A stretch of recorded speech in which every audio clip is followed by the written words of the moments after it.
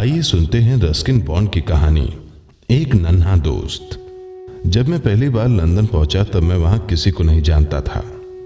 मैं 18 साल का था, अकेला था और नौकरी की तलाश में था।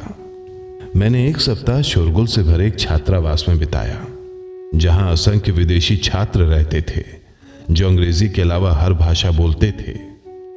फिर मैंने किराए के एक कमरे का विज्ञापन देखा जो सिर्फ 1 पाउंड प्रति सप्ताह पर उपलब्ध था। मैं तो वैसे भी बेरोजगार था और मुझे सप्ताह के सिर्फ 3 पाउंड भत्ते के रूप में मिलते थे। इसीलिए मैंने बिना देखे एक कमरा ले लिया। वह कमरा एक इमारत के सबसे ऊपर बनी एक छोटी सी अटारी निकला। कमरे की ऊंचाई बहुत कम थी और उसके ऊपर सिर्फ एक टाइल जड़ी ढलुआ छत थी। कमरे में एक पलंग था, एक छोटा सा ड्रेसिंग टेबल था और एक कोने में छोटा सा गैस स्टोव जलाने के लिए एक छेद में बहुत सारे सिक्के डालने पड़ते थे। नवंबर का महीना था और बहुत ठंड थी। मेरे पास के सिक्के खत्म होने लगे थे। टॉयलेट जाने के लिए 2 मंजिल नीचे उतरना पड़ता था। कमोड के ऊपर एक नोटिस लगी थी जिस पर लिखा था, कृपया अपनी चाय पत्ती यहां ना डालें। चूंकि मेरे पास चाय बनाने का कोई साधन नहीं था, इसीलिए मेरे पास वहां डालने के लिए चाय पत्ती भी नहीं थी। हो सकता है वहां रहने वाले अन्य किराएदार जो कभी कभार ही दिखाई देते थे, वह अपनी चाय पत्ती वहीं डालते हों। मेरी मकान मालकिन यहूदी थी और उससे भी मेरा सामना कम ही होता था। वह तभी दिखाई देती थी जब किराया लेने का समय आता था। वह एक पॉलिश शरणार्थी थी और मुझे लगता है युद्ध के समय यूरोप में उसे बहुत मुश्किल समय का सामना करना पड़ा होगा। वह अपने कमरे से बाहर बहुत कम निकलती थी। उस इमारत में एक भी स्नान घर नहीं था। मुझे बेलसाइज रोड पर बने सार्वजनिक स्नान घरों का इस्तेमाल करना पड़ता था। खाना खाने के लिए मैं भूमिगत स्टेशन के नजदीक एक सस्ते से स्नैक बार में जाता था। कभी कभी मैं अपने साथ डबल रोटी और सार्डिन मछली का डिब्बा घर ले आता था। उस दिन मुझे दावत का मजा आ जाता था। क्या मुझे अकेलापन महसूस होता था? बिल्कुल होता था। मैं बिल्कुल अकेला था। उस बड़े से शहर में मेरा कोई दोस्त नहीं था। मुझे तो वह शहर भी एकाकी सा लगता था, धूसर और कोहरे में लिपटा हुआ। मैं प्रतिदिन नौकरी के लिए रोजगार कार्यालय का चक्कर लगाता था। आखिर 2 हफ्ते बाद मुझे एक बड़ी सी किराने की दुकान में लेजर क्लर्क की नौकरी मिल गई। वेतन 5 पाउंड प्रति सप्ताह था। अब मैं अमीर था। कम से कम मैं रोज के बीन्स और टोस्ट के बदले ढंग का खाना तो खा सकता था। मैंने हैम और चीज खरीदी और फिर सैंडविच व सस्ती शैरी, जो कि स्पेन की सफेद मदिरा होती है। मैंने इन चीजों के साथ नौकरी मिलने का जश्न मनाया। कुछ ही देर में मेरे कमरे का फर्श डबल रोटी के चूरे से भर गया। मेरी मकान मालकिन को यह बात पसंद नहीं आने वाली थी। मैं उठकर फर्श साफ करने ही वाला था कि तभी मुझे चूं चूं की आवाज आई। मैंने देखा कि एक नन्हा सा चूहा चीज के छोटे से टुकड़े को मुंह में दबाए फर्श पर दौड़ लगा रहा था। पूरे कमरे को पार करके वह ड्रेसिंग टेबल के पीछे कहीं गायब हो गया। मैंने निश्चय किया कि मैं उस चूहे को साफ नहीं करूंगा, उस चूहे को ही खाने दूंगा। तुम्हें कोई चीज नहीं चाहिए तो भी तुम उसे बर्बाद मत करो, मेरी दादी कहा करती थी। मुझे वो चूहा दोबारा नहीं दिखा, लेकिन जब मैं बत्ती बुझाकर सोने चला गया तो मुझे कमरे में उसके इधर से उधर भागने की आवाज आ रही थी। बीच बीच में उसकी चूं चूं भी सुनाई दे रही थी, शायद पेट भर जाने के कारण संतुष्टि भरी। चलो, कम से कम मुझे जश्न अकेले तो नहीं मनाना पड़ा, मैंने अपने आप से कहा। कोई साथ ना होने से तो एक चूहे का साथ ही भला। मैं सुबह जल्दी ही काम पर निकल गया और मेरी गैर मौजूदगी में मकान मालकिन ने मेरा कमरा साफ करवा दिया। जब मैं लौटा तो मैंने ड्रेसिंग टेबल पर एक नोट रखा हुआ देखा जिस पर लिखा था, कृपया फर्श पर खाने की चीजें ना बिखेरें। वह ठीक कह रही थी। मेरा साथी फर्श पर गिरे चूरे से बेहतर का अधिकारी था। इसीलिए मैंने खाली साबुनदानी में कुछ बिस्कुट के टुकड़े डाले और उसे ड्रेसिंग टेबल के पास रख दिया। लेकिन पता नहीं क्यों वो उस साबुनदानी के पास भी नहीं गया। मैं काफी देर तक उसके आने के इंतजार में जागता रहा और जब वह आया तो कमरे के हर कोने में घूमा। मेरे बिस्तर के पास भी आया लेकिन साबुनदानी के पास नहीं फटका। शायद उसे उसका चटक गुलाबी रंग पसंद नहीं आ रहा था। मुझे तो एक वैज्ञानिक ने बताया था कि चूहे रंगों में अंतर नहीं कर सकते और उनके लिए गुलाबी साबुनदानी और नीली साबुनदानी में कोई फर्क नहीं होता। लेकिन मुझे लगता है कि वह वैज्ञानिक गलत कह रहा था। अक्सर उन्हें फर्क समझ में आ जाता है। मैं नहीं जानता था कि मेरा चूहा नर था या मादा, लेकिन मेरा मन कह रहा था कि वह मेरी तरह कुंवारा था। यदि मादा होती तो अपने परिवार के साथ रहती, यह तो निश्चित रूप से एकाकी था। मैंने साबुनदानी हटा दी।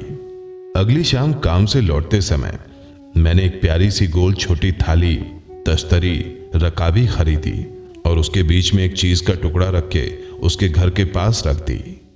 वह लगभग फौरन ही गोल छोटी थाली, तश्तरी, रकाबी के पास आ गया और चीज को कुतरने लगा। उसे उसका स्वाद पसंद आया और वह पूरा टुकड़ा मुंह में दबाकर ड्रेसिंग टेबल के पीछे अपने बिल में ले गया। ये चूहा तो बहुत नखरे वाला निकला। उसे साबुनदानी नहीं पसंद आई, उसे तो चाइनीज डिजाइन वाली गोल छोटी थाली चाहिए थी। एक समय के बाद हम खुद अपनी सुरक्षा का ध्यान रखने लगते हैं। लंदन में मई की शुरुआत में ही गर्मी पड़ने लगती है। कमरे में घुटन महसूस होने के कारण मैंने उसमें मौजूद छोटी सी खिड़की खोल दी, जिसमें से हमारी छत जैसी और आपस में मिलती जुलती अनगिनत छतें दिखाई देती थीं। लेकिन मैं उसे ज्यादा देर तक खुली नहीं रख पाया। अचानक मुझे अपने पलंग के नीचे से एक आतंकित सी चूं चूं सुनाई पड़ी और मेरा साथी चूहा वहां से निकलकर ड्रेसिंग टेबल के पीछे के सुरक्षित स्थान की ओर भागा। मैंने नजरें उठाई तो देखा कि खिड़की पर एक मोटी सी बिल्ली बैठी है और खोजपूर्ण निगाहों से अंदर झांक रही है। मुझे लगता है उसने देख लिया था या शायद भांप लिया था कि यदि वह धैर्य रखेगी तो उसे मुफ्त का भोजन मिल सकता है। बिल्लियों के लिए यहां मुफ्त भोजन उपलब्ध नहीं है, मैंने कहा। फिर मैंने खिड़की बंद कर दी और दोबारा खोली भी नहीं। सप्ताहांत में मैं शहर घूमने निकल जाता था। कभी कभी उपनगरीय सिनेमा हॉल में फिल्म देखने भी चला जाता था, क्योंकि वहां टिकटें सस्ती होती थीं। लेकिन बाकी के पूरे हफ्ते में शाम के समय घर में ही रहता था और अपने उपन्यास पर काम करता था, जो मैं भारत में हुए अपने अनुभवों के बारे में लिख रहा था। कभी कभी मैं अपनी पांडुलिपि में से कुछ अंश जोर से भी पढ़ने लगता था। वो चूहा बहुत अच्छा श्रोता तो नहीं था, क्योंकि वह बहुत देर तक एक स्थान पर रहता ही नहीं था। लेकिन अब उसे मुझ पर इतना भरोसा तो हो ही गया था कि वो मेरी उंगलियों के बीच में से डबल रोटी या चीज का टुकड़ा ले लेता था। और यदि मैं अपने उपन्यास पर ज्यादा वक्त बिताता तो वो चूं चूं करके मुझे अपनी मौजूदगी का एहसास दिला देता था, जैसे कि मुझे अपनी किसी आवश्यकता पर ध्यान ना देने के लिए डांट रहा हो। और फिर वह दिन आया जब मुझे उस लोन रेंजर से, जैसा कि मैं अपने उस साथी को पुकारने लगा था, उससे जुदा होने के बारे में विचार करना था। वेतन में मामूली सी बढ़त और बीबीसी रेडियो से अपनी 2 कहानियों के पारिश्रमिक का चेक, इन दोनों बातों का मतलब था कि मैं अब रहने के लिए एक बड़ी और बेहतर जगह की तलाश कर सकता था। मेरी मकान मालकिन को मेरे जाने का दुख था, क्योंकि अपने लापरवाह रहन सहन के बावजूद भी मैं किराया समय पर दे देता था। और वह नन्हा सा चूहा, क्या वह भी मेरे जाने से दुखी होगा? अब उसे अपने लिए भोजन का इंतजाम करने के लिए दूर जाना पड़ेगा, और हो सकता है अगले किराएदार को चूहों की बजाय बिल्लियां पसंद हों। लेकिन वह मेरी चिंता का विषय था, उसकी नहीं। इंसानों के विपरीत चूहे भविष्य की चिंता नहीं करते, ना अपने भविष्य की और ना ही दुनिया की। इस समस्या का समाधान कुछ हद तक दूसरे किराएदार के आने से मिल गया।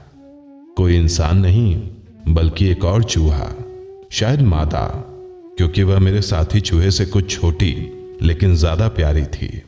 कमरा छोड़ने के 2-3 दिन पहले जब मैं शाम को घर पहुंचा तो मैंने दोनों को पूरे कमरे में दौड़ लगाते, मस्ती में खेलते कूदते देखा। क्या ये उनके बीच का प्यार था? मुझे थोड़ी सी ईर्ष्या हुई। मेरे रूममेट को एक साथी मिल गया था, जबकि मैं अभी भी अकेला था।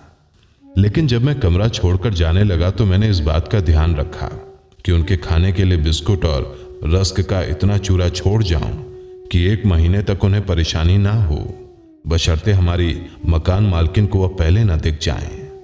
मैंने अपना पुराना व घिसा हुआ सूटकेस पैक किया और उस छोटी सी अटारी से बाहर निकल आया। जैसे जैसे हम जिंदगी के सफर में आगे बढ़ते हैं, हमारे नए पुराने दोस्त अक्सर पीछे छूट जाते हैं, फिर कभी ना मिलने के लिए। कभी कभी हमारे जीवन में ऐसा समय आता है जब हम बिल्कुल अकेले होते हैं और हमें एक दोस्त की जरूरत महसूस होती है। कोई ऐसा जो खाली उदास कमरे में लौटने पर हमारा इंतजार कर रहा हो। और ऐसे समय में एक नन्हे से चूहे के होने से भी बहुत फर्क पड़ जाता है।